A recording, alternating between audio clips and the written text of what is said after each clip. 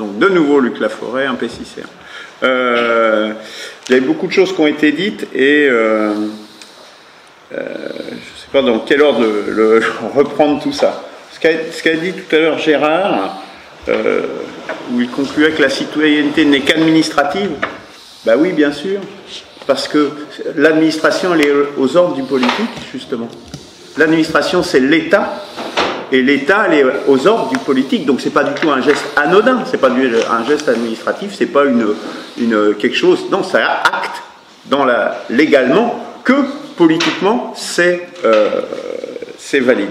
Donc je dirais c'est par cet acte de la nationalité qu'on reconnaît si on est citoyen, membre ou non de la nation. Après, on peut discuter du cas précis de Manoukian, etc. Mais ça, c'est autre chose. Mais je dirais que ça renforce justement cette idée de séparation bien du peuple et de la nation et de la volonté politique qu'il y a derrière. C'est ça qui fait la différence.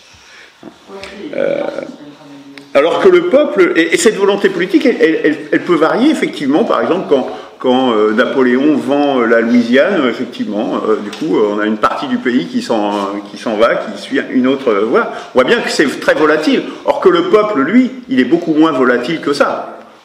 On le sent bien, on le comprend bien immédiatement. Et donc, qu'est-ce qui fait ce peuple? Qu'est-ce qui fait ces peuples? Parce que on dit, effectivement, il y a une dimension... c'est pas figé, puisqu'on parlait du peuple corse, par exemple, et du peuple français.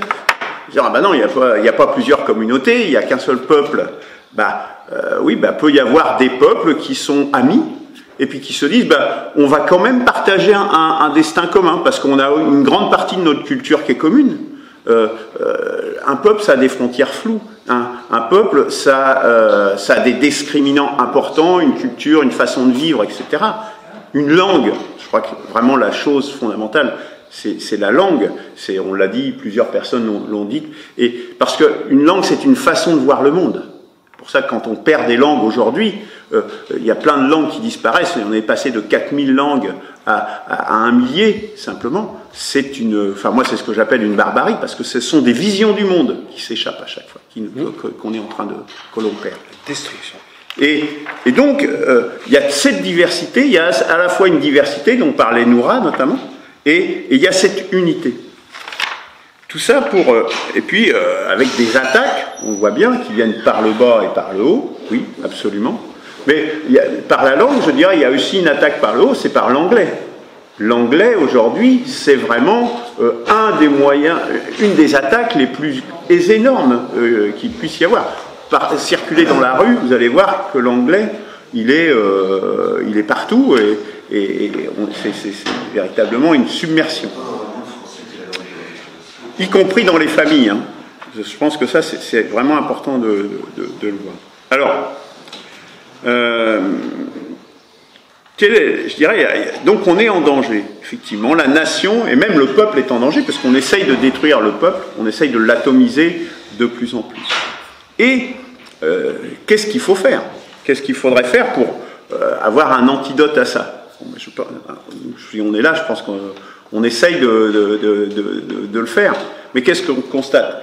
Ici, nous sommes tous de la même ethnie et nous sommes tous quasiment du même âge. Je venais ce matin dans le métro, mais les Français d'origine, je dirais, ils sont résiduels en région parisienne. Hein. Ils sont vraiment une population résiduelle maintenant. Donc, comment refaire peuple?